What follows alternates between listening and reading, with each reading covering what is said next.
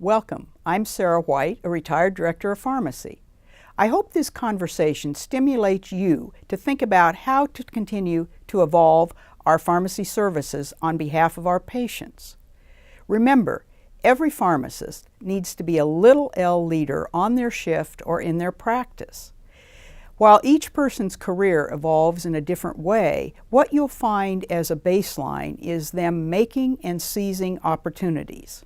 By way of a brief introduction, Lisa Gersema received her PharmD and Bachelor's in Pharmacy from the University of Iowa. She completed a fellowship in clinical pharmacology at the University of Iowa. Lisa's career has included practicing as a clinical pharmacist before moving on to leadership as an assistant director and a clinical manager. She is currently the director of pharmacy at United Hospitals.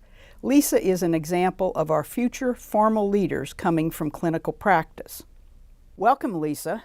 Thank you, Sarah. Let's walk in your footsteps and begin by tracing your career. What attracted you to pharmacy?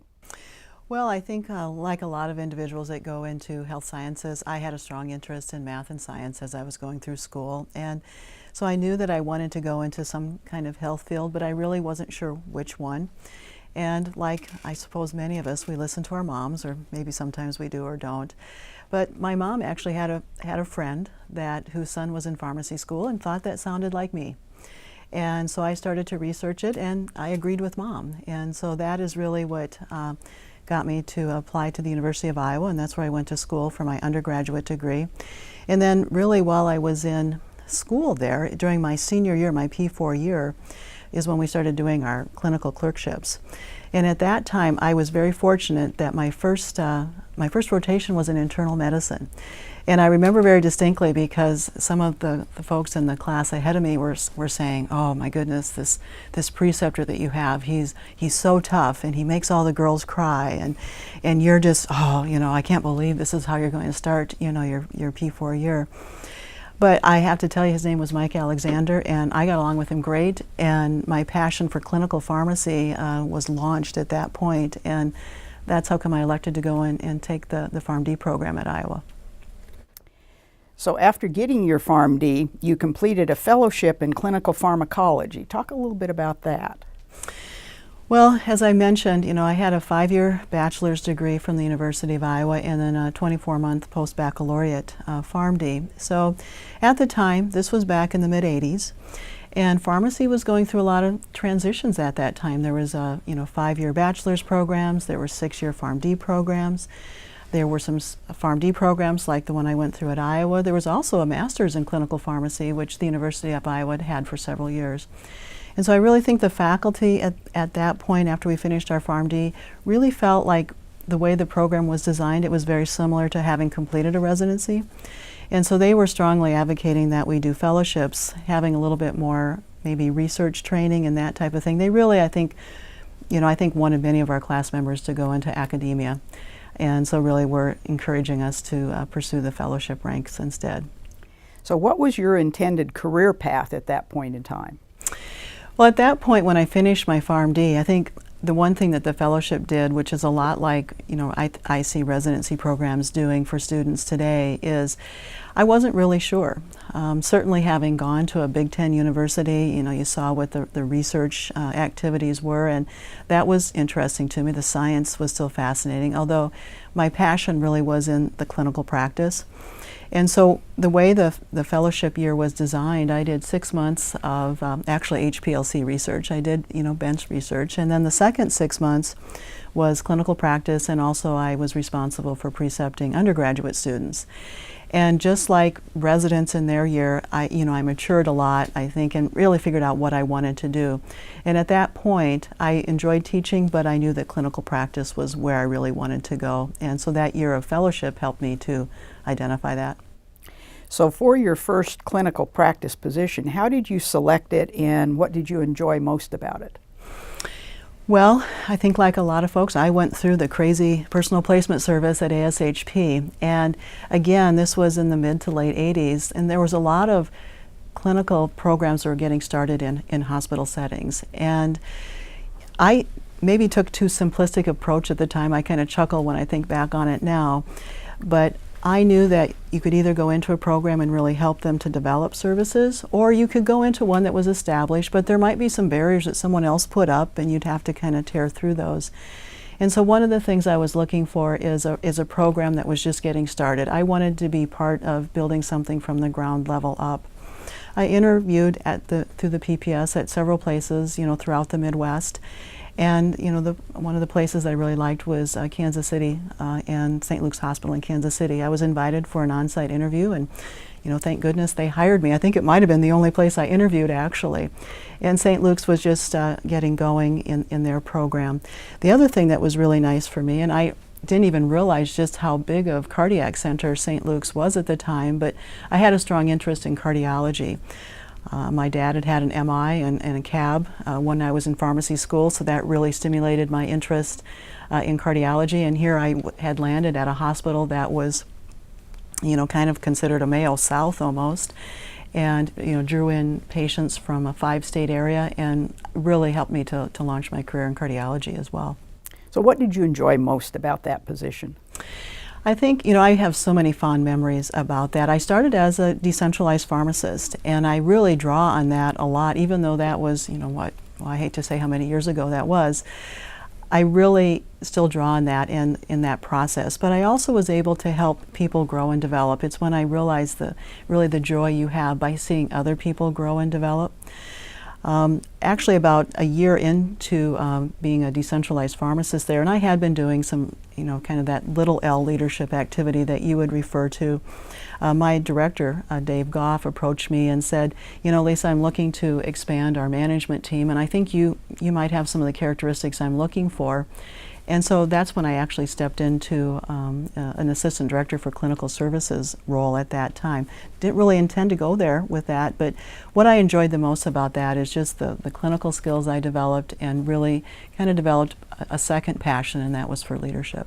Now, did you still practice clinically as an assistant director at that point in time? I did. I really had two hats. I was practicing as a clinical specialist. There was actually, St. Luke's was a teaching hospital, and so there were two actually cardiology teaching teams that I did rounds with. Did a lot of teaching to the medical residents about cardiac meds. And also, it was very fortunate, I was situated in Kansas City. As you know, there's two schools of pharmacy. There's the Kansas University and the University of Missouri, Kansas City. And so I actually instructed at both of those, and we took pharmacy students from both. And so I was a cardiology preceptor for them. Did you become board certified at this point in time? I did. Probably, I want to say it's about maybe 5 or 6 years after I had been practicing. The BCPS was still relatively new then, although it had been out for a while. And yes, I did opt to pursue that. It wasn't nearly as, kind of common as it was today, but I think it was I needed, I knew what I was doing in the Kansas City area, and I knew that I felt comfortable in what I was doing, but I wanted to have that external validation and some kind of, I suppose, watermark that you could look at to see how you compared with people across the country. And it was great. I really, in preparing for it and studying for it, I really felt like it elevated my game another notch, because I knew the stuff in cardiology, but I went back and learned some other things, which I found very valuable as I was going on rounds and doing patient care in that aspect. So do you encourage young people to become board certified? I do think certainly, with the PPMI, there's advocacy that people should become board certified. I do think that it helps. There's so many folks coming out now these days, and the colleges of pharmacy and residency programs, there is they're all good, but there is a high degree of variability. This is a standardized exam that really, if someone is able to, pass this exam and is prepared to take it, I think that is an element that I look at as I'm hiring individuals. Do they have the desire and interest to put themselves out there on the line? It's a little scary sometimes to take these kind of exams, and that tells me something about the individual if they're willing to do that. So what's your personal leadership vision? What are you trying to do as a leader? I think it goes back to, my days at Iowa, and, I really, going through the PharmD program, this passion for clinical pharmacy and advancing the profession. And so a lot of what I do is centered around that. What can I do to advance individuals to practice more effectively? What can I do to position pharmacy to succeed? And so I really, as I go through that, and as I, go through my daily activities, some of the key aspects that I think are important are really trying to help us as a profession and as individuals accept accountability. And I know that there's been a lot of discussion around that, and that's been kind of a buzzword for me for many, many years. We have to accept accountability as a profession. Pharmacists are highly trained, they're highly skilled, and they're highly paid. And as such, I think that people should expect quality outcomes from us. So we should be accountable to not just our patients, but to our employers, to the payers, and to the general public. And so accountability is a key thing for me. Second is having collaboration. Pharmacy, we can't operate in our silo. A phrase I use at my own job now is, let's not be too pharmacy-centric. Let's the medication triad of the physician, nurse, and pharmacist, we all have to work together. And that means seeing things through other people's eyes and gaining information. Sometimes it takes a little longer to get to your end product, but the outcomes that you have, you'll more than easily make up that time. And then the final thing is just, I'm pretty data driven, I think, like most pharmacists are. And so I tell people, know your stuff. Where's the evidence? What's the data? And let's put it together. Then sometimes you have to use your gut to kind of figure out which way to go. But I don't like to operate just on a whim. I'm not very good at that.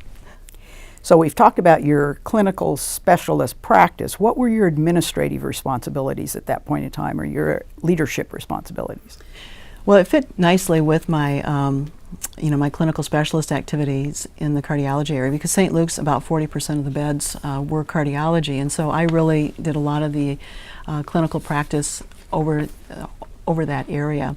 But also I was responsible for a lot of the education and development. I remember establishing actually a pharmacy practice board. I actually looked to my nursing colleagues for their shared governance model and thought, this is kind of cool. And that helped to, again, elevate our staff and get some more individuals engaged. I remember, working on what we needed to do for parenteral nutrition and things of that nature at that time. So a lot of it had to do with that in the pharmacokinetic program. Obviously P&T management. I laugh. One of the big automatic substitutions policies that I must have put hours and hours into was an H2 antagonist. So yeah, we selected cimetidine over ranitidine, and that was a really big thing at the time. So yeah, those are the kind of things that I did.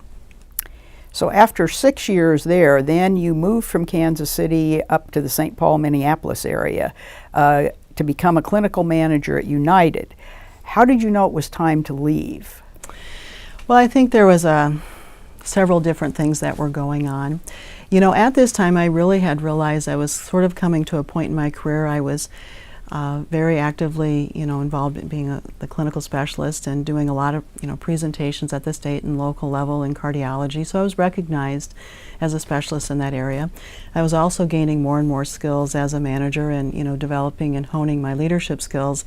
And I started to see them. I was at a point, if I'm going to get better at either one of them, I might have to concentrate on one or the other.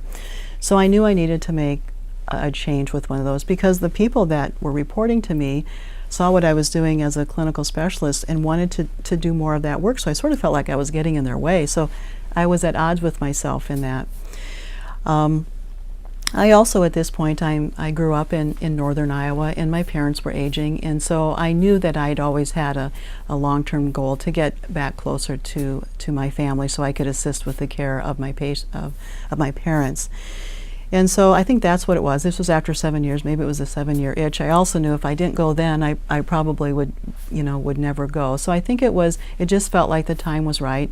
I really loved my job at St. Luke's and it still has a very special spot in my heart, and I still care about what's happening down there a great deal. But I knew it was time to move on, and the Minneapolis-St. Paul area I knew was a good spot for clinical pharmacy, and it sort of met the location requirements that I had to be closer to family. So what was attractive about that position? Well, I think when I left St. Luke's, I said, if I'm leaving, I got a pretty good gig here. If I'm leaving here, I really want to make sure that whoever I work for is is a well-respected and visionary leader in pharmacy. That was, that was my key criteria as I move forward, and I thought the rest would sort of, flow from that. And so when Bruce Scott called and said he had a clinical manager position open, Bruce was the director of pharmacy at United and Children's Hospital at the time. I knew that, well, from everything I knew about Bruce at that point, that he fit that bill. And then, of course, after I interviewed and I saw a lot of the things that United Hospital was doing, it was actually very interesting. They were very similar to what we were doing at St. Luke's. So it was very easy to step into that role. And sometimes I would actually get a little confused. Now, did I do this in Kansas City or did I do this in St. Paul? But it was really Bruce that attracted me to that spot. Tell us a little bit more about what value does a well-respected person bring that you saw? Well, I think there's just an element of trust and respect. It feels like you are looking forward and not just trying to maintain. And, with Bruce, there was just a presence about him. And actually, it was the other thing that I wasn't expecting when I went to United Hospital is probably when I really got involved with professional organizations. Clearly, at St. Luke's Hospital, I worked with Mark Woods, and my contribution probably to professional societies down there was I presented. I went to the state meetings and did a lot of presentations and was just starting to get a little bit more involved. Whereas when I came to United Hospital, it kind of just was all everywhere, and you just started to get involved at the local and state level. And I think Bruce brought that presence to you, and it was a good role model to be able to observe. Did you still practice clinically when you were the clinical manager at United and Children's? No, I did not. It was a little bit different. We weren't quite the teaching hospital at United Hospital. We have a family practice residency program, but certainly not the volume of medical residents. So that teaching rounds that I had participated on, wasn't available. And it was just a different role. I had a broader sense of a set of responsibilities. Here I came, was really focused on cardiology and then some sort of core, pharmacokinetics and core activities as a pharmacist. And now all of a sudden I had oncology and medicine and surgery and anesthesia. So what I really brought is I really depended on the decentralized pharmacist to provide that really level of expertise clinically, and what I brought in was the leadership and helping to orchestrate and manage programs and development. So it was a different role than what I had actually participated in Kansas City. So did you continue then to recertify for your board specialty? I did. I've recertified I think twice now, and am working on the third go-around. I find that it's really valuable to do that. Now, I realize that I don't practice day in and day out, and some could argue, the value of me having the certification, but for me, it keeps me abreast of what's going on. I have discovered that I need some structure for me to keep moving forward, and I love to learn new things, but if I don't have deadlines that I have to meet, sometimes other things start to get in their way.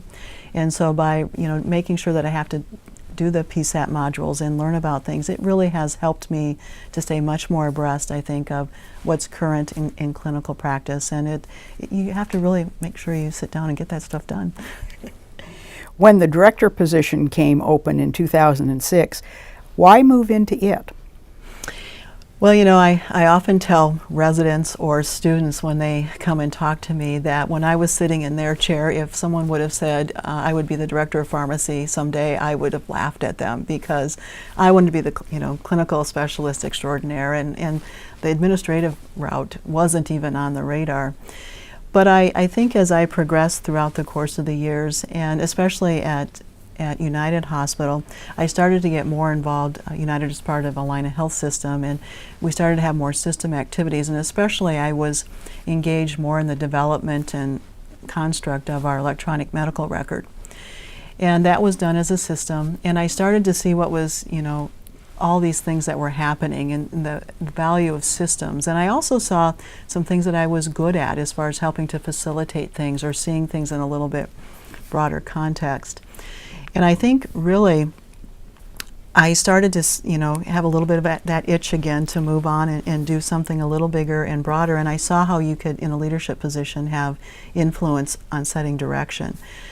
My concern actually when about that time was as we were going through the development of the EMR is a lot of folks outside of pharmacy were trying to, we were trying to cost justify the millions and billions that we were probably spending on this, is how many pharmacists can we eliminate when we go live with CPOE?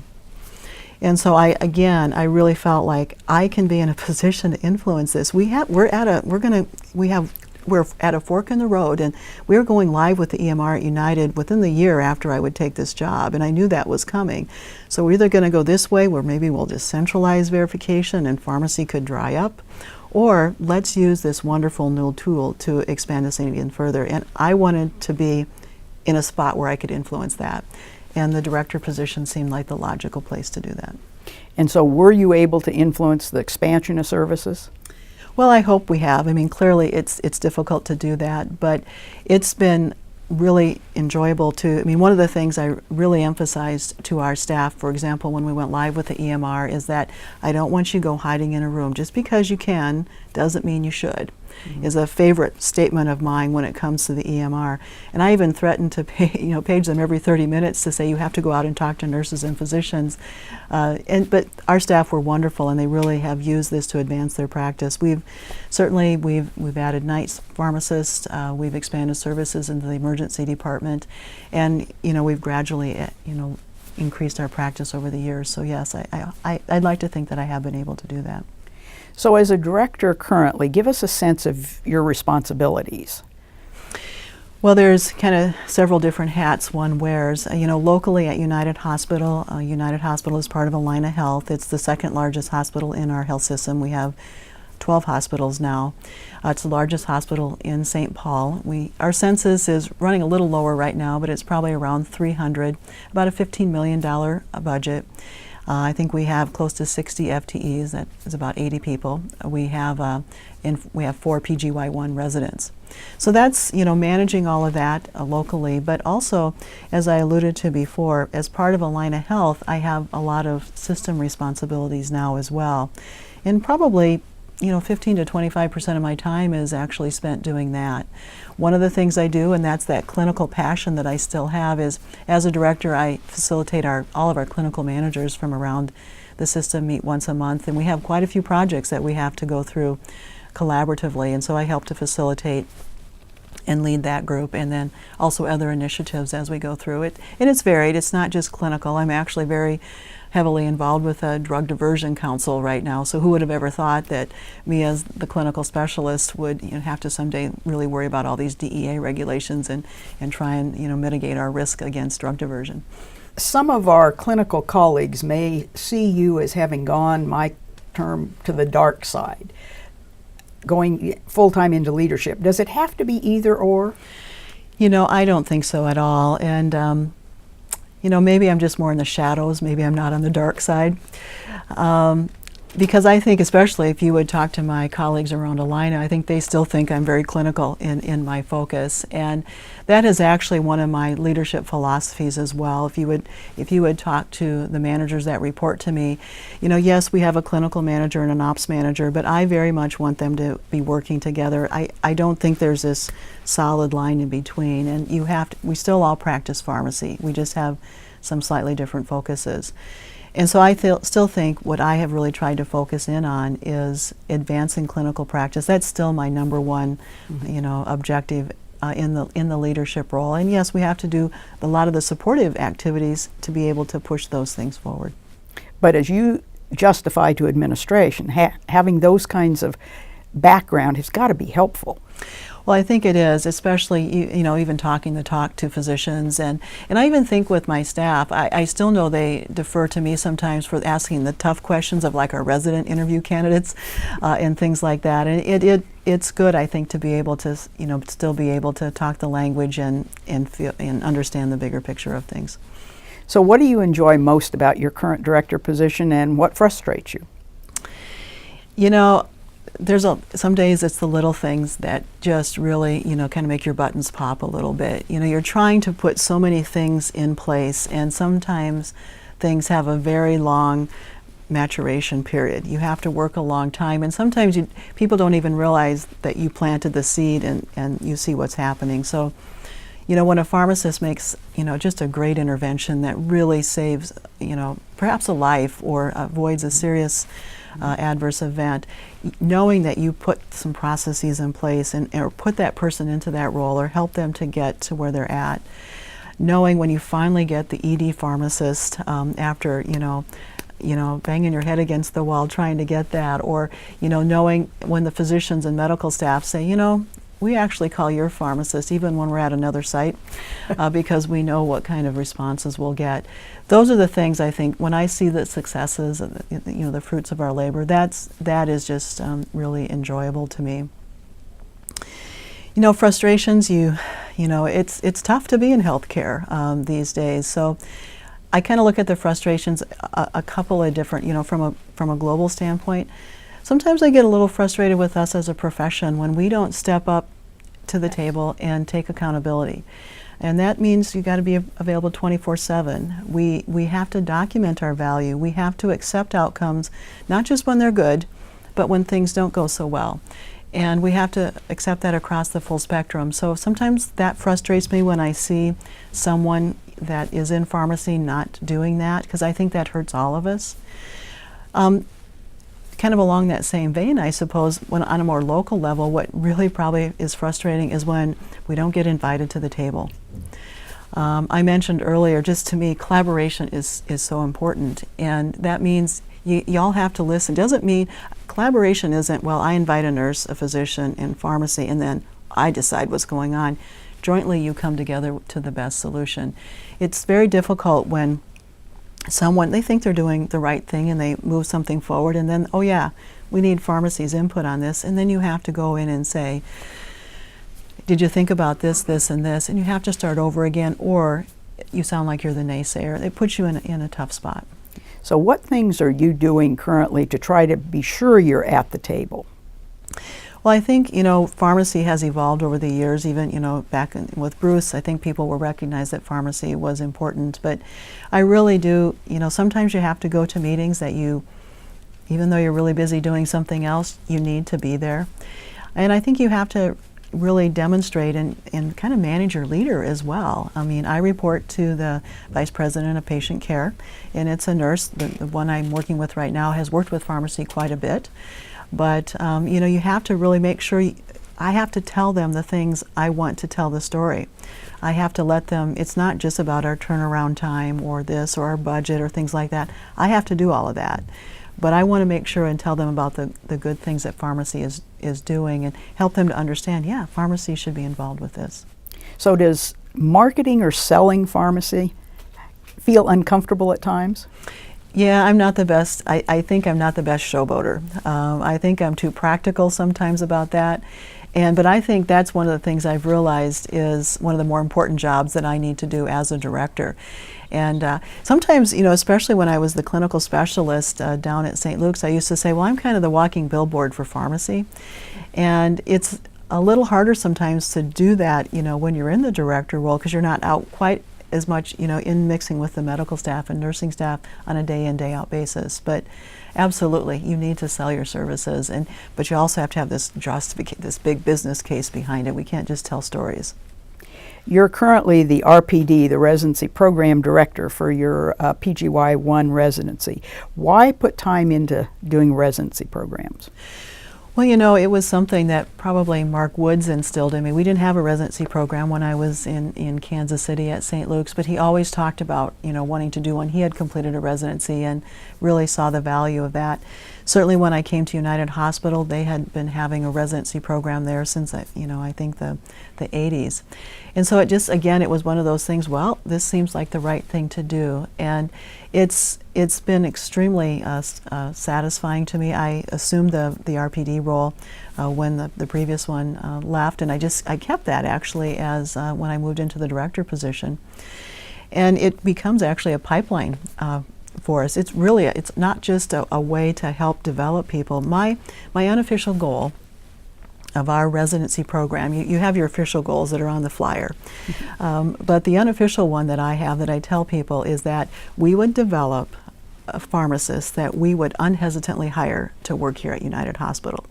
And so they don't just have to have the clinical skills. That's what a lot of folks go into the residency program thinking they're going to continue to grow and develop that. I really want us to focus on, you know, the attitude that they have and their awareness of how to work with nurses and physicians and other disciplines. And I think we can really impart that. I think we have an excellent model for them to see that at United Hospital.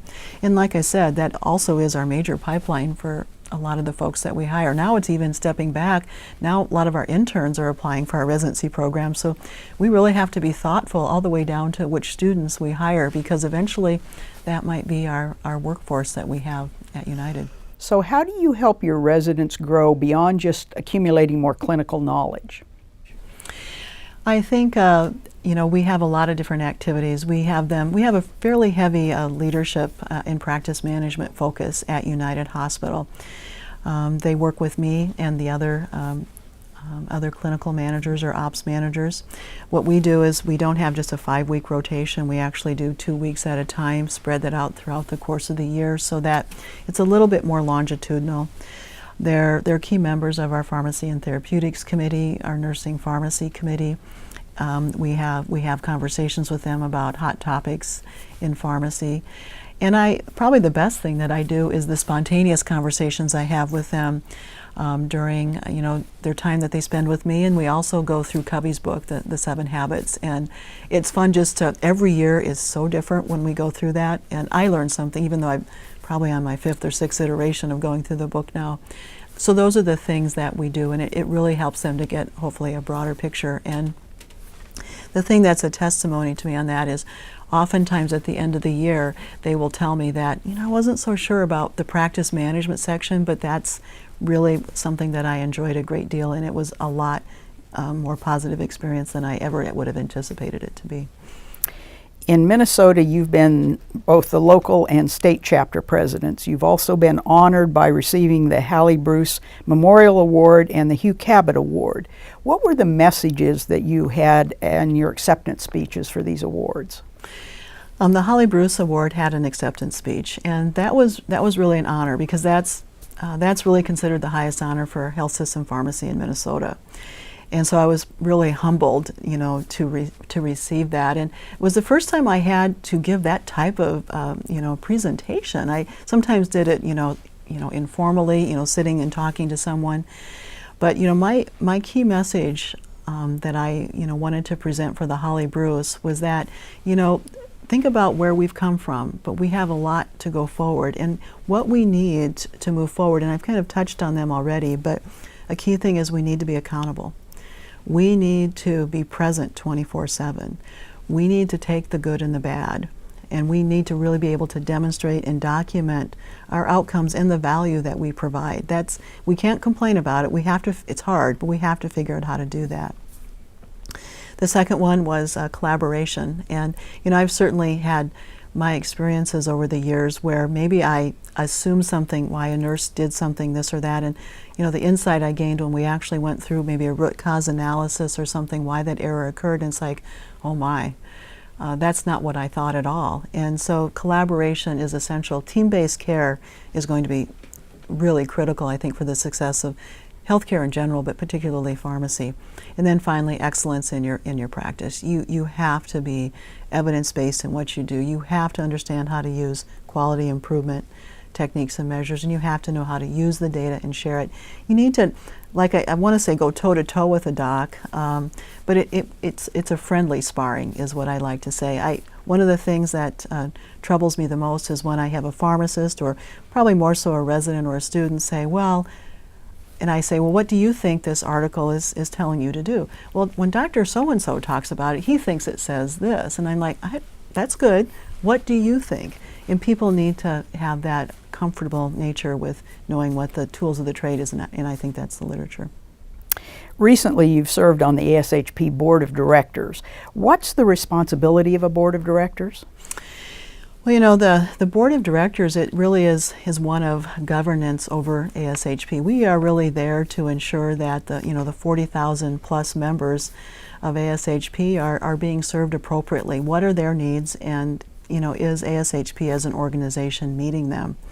I think a lot of people don't realize that there is this 100 plus, members of staff and a whole leadership structure to actually run ASHP. The board of directors doesn't do that.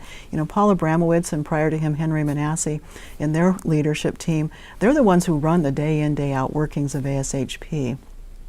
And what we as a board of directors really do is, I think we set direction and we monitor the strategic initiatives.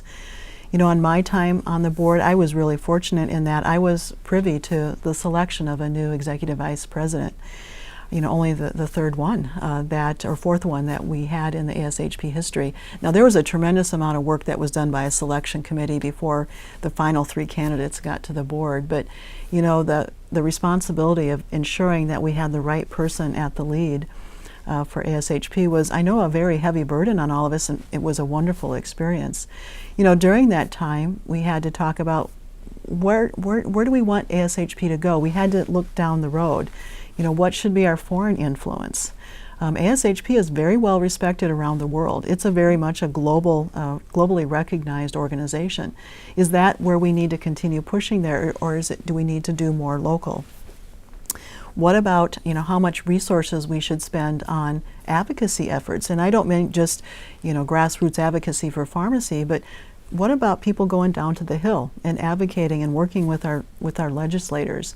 And so that's really where, the board of directors really was very focused. You had to take off I was a director there, and my paying job was also a director, but very different jobs. And you can't get into the weeds so much when you're, at the board table. And we all tend to want to problem solve because that's what we do every day, but that's really not what the board of directors. We have an excellent group of staff that really help and decide, how we get things done. What our job is to say, this is where we think we need to go.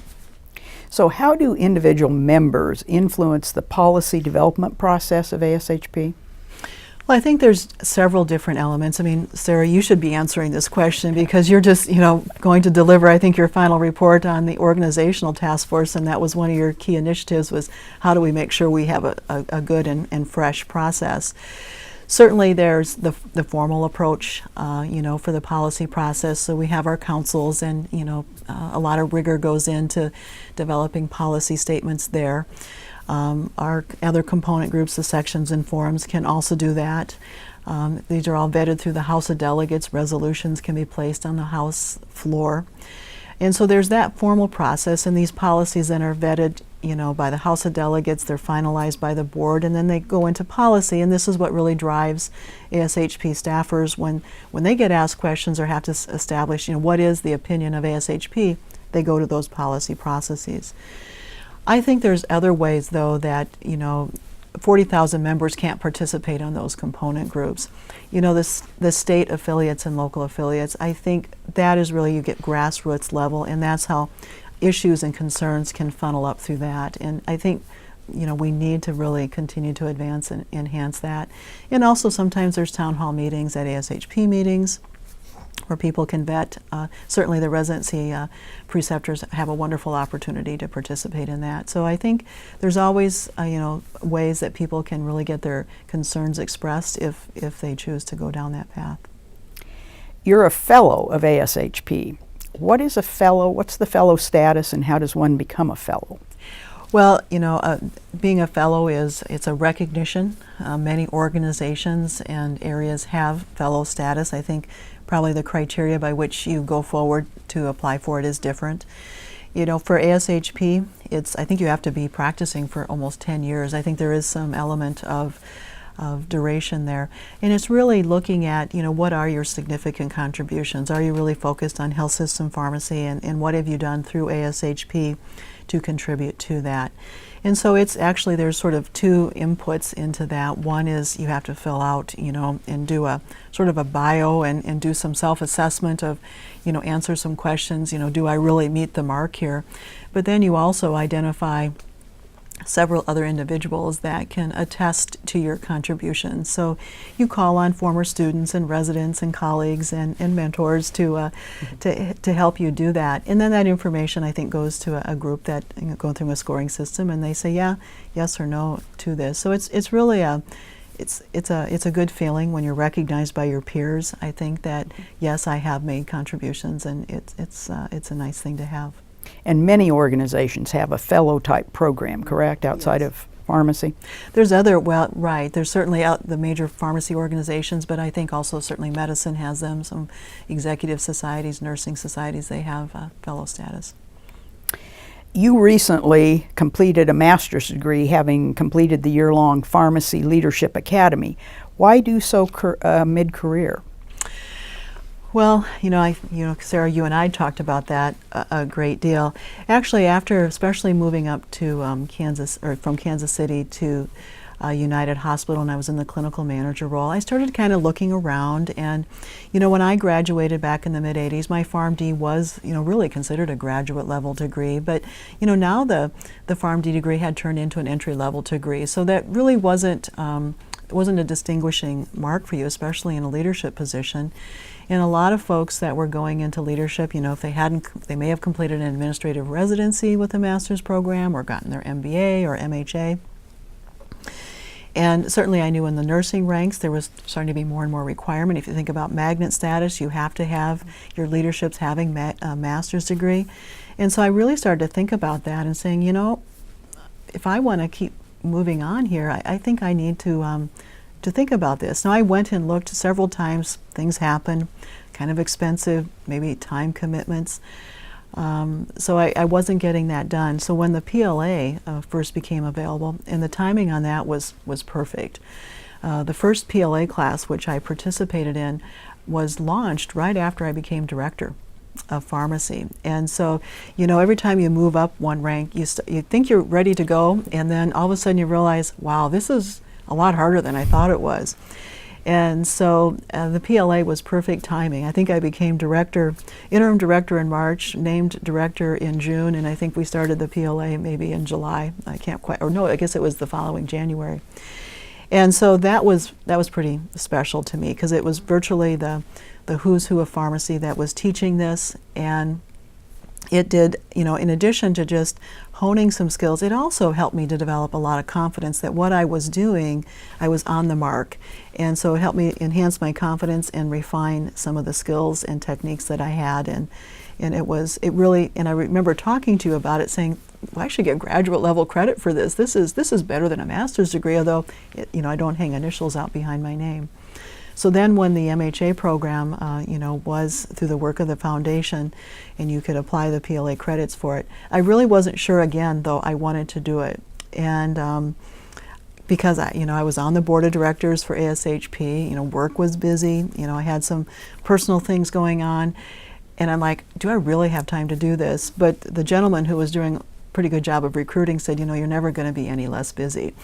And I said, you're probably right. So I actually signed up on that phone call, and the rest is history. The MHA has really been awesome. I think it really has given me the skill set again to really hone some skills and get a broader perspective outside of pharmacy.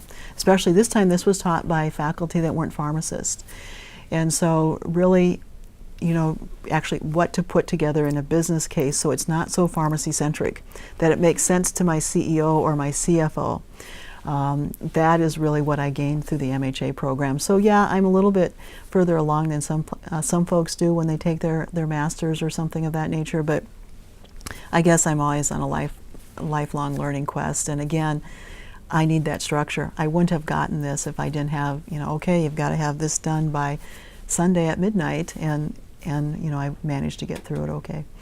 So with both the PLA and then your master's program, did you have to travel for those? How were the programs structured, I guess? Well, that's really what made it possible for me to do it. And as I had alluded to, some of the master's programs that I was looking at in the Twin Cities area, they were arranged so for the working professional. They might have been weekend programs or something of that nature, but as I mentioned, I was having to travel down to Iowa to help care for my parents on the weekend, so a weekend program wasn't too helpful for me. And how the PLA and the MHA through Simmons, through the foundation, was structured was online learning. And I'll be honest, I wasn't so sure about that. Because to me, I'm really big into relationship building and the face-to-face, and I remember that was some of the best learning I had when I was in school. So how in the world could you learn through just these threaded discussions, which I wasn't quite sure what those even were. I was not technologically advanced, I guess. But I was, quite wrong in that. And even from the PLA, when I went first class of us, they went through and the PLA to what Simmons had online, you really could get in engaging conversations. And I was pretty impressed. And sometimes actually the journaling and having to be thoughtful on what you had to do versus you were forced to be called into action. You couldn't sit quietly in a corner. If you had to do so many posts, you had to do so many posts, and you couldn't get by with a snoozer one week or anything like that. So I think it really was that online learning, and there was a tremendous richness to that. And also you had people from around the country. I worked with some really awesome pharmacists on this, and it was a very good experience for me. So you got some credit towards your master's program by completing the Pharmacy Leadership Academy, correct? Yes, I did. Had to actually, I think, because it was, after we had completed it, we did, I think, 2 8-week capstone courses to make sure that we had all those requirements. But I think it was 28 graduate credits went towards the master's degree. So that was really, really a very good deal. What do you think is going to change in the next 10 years that's going to impact practice? Lots. You hear about the speed of change and how it continues to just accelerate beyond control. So it's hard to know exactly, because if I think back 10 years ago, what we were doing, I probably wouldn't have dreamed that we would be doing this. I think that automation is going to continue to have a huge role in technology. And I think that pharmacy is going to have to stay out in front of that. Some of the things that I sort of call the hit me in your face interventions, be it dosing and IV to PO or allergies, I think we'll find algorithms that will manage that. Pharmacy isn't going to have to intervene or oversee that, and it might be completely automated. The CPO systems, they have a lot to be desired yet, but I think we'll continue to hone that. And so I really think pharmacy practice is we have to get closer to the patient. It's going to be a long time before that is completely automated. And so the interactions, even we think about everything we're doing with MedRec and having to get that good medication list and talking to the patient, or then counseling them, helping them to make sure that they take their meds appropriately on the outside. The face-to-face with physicians and nurses. Pharmacogenomics, I think will have a play. I think we're all struggling. Is that just going to be at the academic medical centers? Will that be everywhere? Where will your small rural hospitals have to deal with that? I don't know, but obviously I think that's also the next kinetics. I think kinetics is kind of getting sunsetted, and so pharmacy has to understand what that all is about. Whether or not we'll actually run the tests at all the sites is another question, but the application of that information, we're going to have to stay on top of that. So how do you try to do that as the leader, and then how do you try to help your staff? Well, sometimes, you always have a group of staff that some are way out there ahead of you, and you're kind of pulling along. So, for me, what I'm constantly saying to our staff is, we really have to measure our value and our quality. And because people know, in the past probably 2 years, I've been talked to more about the cost of a pharmacist than I have in the previous 20 years I was in practice. So clearly the value proposition is something that we have to do, and that's something that a lot of staff pharmacists they struggle with. That's not really why they're doing what they love to do. That's someone else's job in some respects, but I always ask them, I need your help to tell me these stories. And also, let's figure out what is the biggest value for us. We do a lot of very good things. How do we prioritize our time? So that's what we're doing. We're working on prioritization tools and more efficient documentation systems and things of that nature to help put all those tools in place for us. So do you have any specific examples of things that are working, or are you still in the developmental phase? Well, with our CPOE system, even I think some of the things that our EMR has done. One of the examples that I often tell people the impact that has had, and I think that's going to continue to evolve, is, we had a computer system that we entered orders in, but you had the paper copies. Well, just to keep up with that, you never, you shouldn't, enter an order that really looked inappropriate or really, really bad. But there were things that you would enter to get them going, and then you would check on it later. Now our pharmacists, we really have them, they're evaluating those orders in advance. They're not getting verified until they know what the indications are. So we've already shifted things a lot more prospectively just on that process of things. We've developed a prioritization tool that we just launched within the last couple of months that really is, it's a scoring tool. I mean, it's, other folks have used it. We have an Epic product, and other people have done something similar to that. We've tailored it to, you know, be specific to the Allina goals and objectives and things of that nature. So we're hoping that that will help people to prioritize their time. I still expect 100% review of all their patients, but okay, yeah, you can spend more time on the top 25%, and maybe the bottom 25% you can get through them a lot more quickly. So those are some of the things that we're doing. We're really focusing a lot on MedRec in our organization right now. We're a little behind, I feel, on some, but really identifying how do we get that movement up front, and again, it's that patient contact. So what's next for you career-wise? Well, you know, it's always interesting because I've always shuddered a little bit when people have asked me that question starting back in pharmacy school.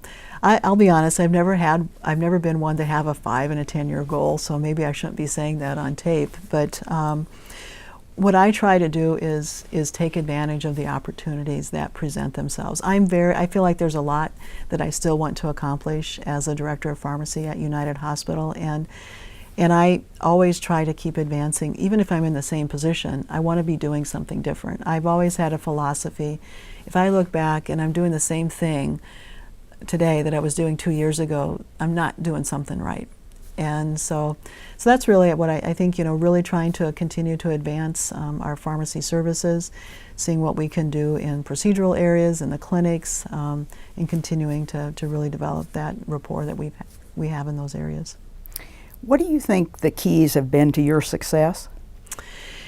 Well, I think I've been pretty fortuitous in that I've made some good choices. Maybe I didn't realize them at the time. And as I reflect back, and part of this was by design, some of it was by just good fortune, is it's very important that you surround yourself with good people. I think back to the days at the University of Iowa. Dennis Helling was the head of the clinical department, and certainly he and several, Barry Carter and others that were at Iowa, were real leaders and innovators in launching clinical pharmacy and trying to drive that. You know, going down to Kansas City, you know, Mark Woods, Dave Goff, that's where I met you, Sarah, Harold Godwin. You know, again, you start to see what people like that, you know, what you are able to do. You know, moving up to Kansas City, to St. Paul, you know, Bruce Scott and many others, and then getting on the board of directors and going through ASHP. So it really is to make wise choices. You do really you know, you are influenced heavily by those you surround yourself with. So I think that has been a real key. And also, I don't settle very easily, and I'm not a huge adventuresome person. I mean, I didn't leave the Midwest. I didn't go out to either coast or anything like that, but for a small farm girl from Iowa, I did venture into the big city because I knew that's what I needed to do. I wanted to position myself in organizations that were going in the right direction. It wasn't just a job to me. It was really, I had a career path, and that's how I think I selected the places that I went to.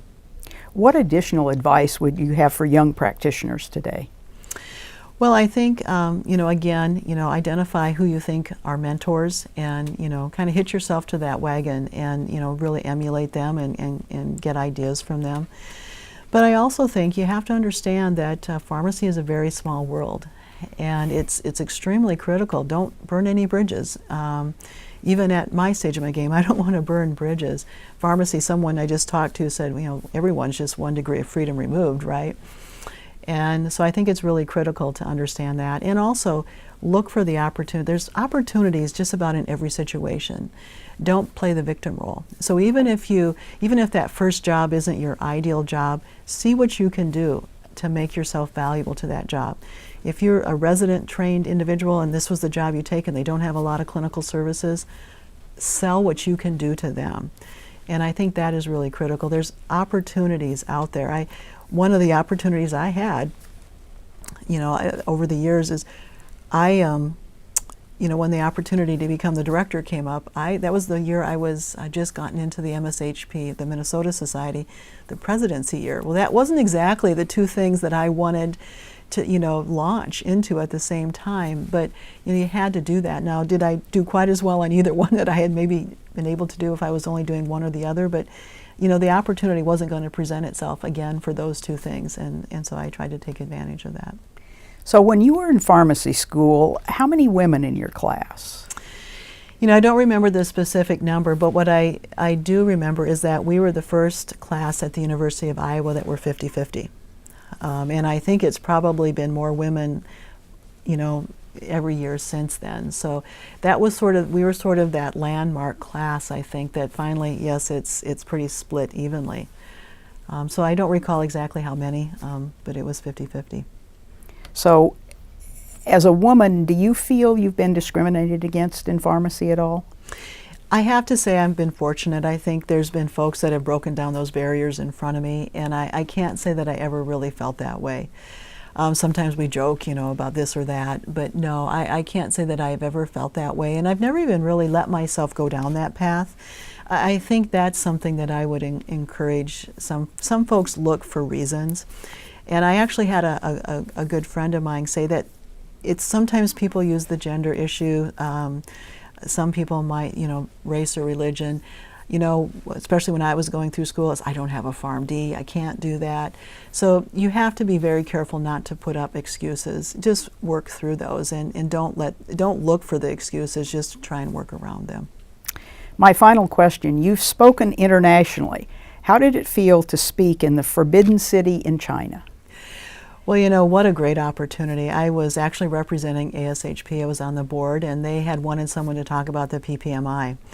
And so, yeah, here I was in Beijing, talking to folks that, everyone through translators. So that in its own right is an interesting experience. And I think, that experience, and especially because, we were able to go and tour one of the hospitals and talk to some of the members at the meeting. I remember distinctly, going through some of the recommendations of PPMI, and I think I'm probably going to paraphrase here a little bit, but one of them is that, really all ambulatory patients deserve, the review of a pharmacist. And, and so I'm going through all these things, and, during the question and answer section, one of the guys raised his hand, and he goes, well, in China, we have, thousands of patients per pharmacist that come in, and how could, there's no way that we can do that. So how do we do this? And, I think after saying, we talked about you have to prioritize, maybe, high risk medications, but it really, I think it drove again just the impact and the advanced systems that we have in hospital pharmacy particularly. And I had people coming up to me and saying, well, how do we want to have a USP 797 IV room. Tell us how we go about doing that. They were very eager in China to advance their systems, and it was interesting because they had, some of the things we toured where it was kind of surprising, seeing the traditional medicine and some of the things they were doing with that. So it was a very eye-opening experience, and really telling me to feel fortunate. We shouldn't be complaining about the lack of resources in our organizations, because they were really trying to push forward with a lot less. Lisa, this has been great. I really appreciate your time, and thank you very much. Well, thank you, Sarah. I've really enjoyed this.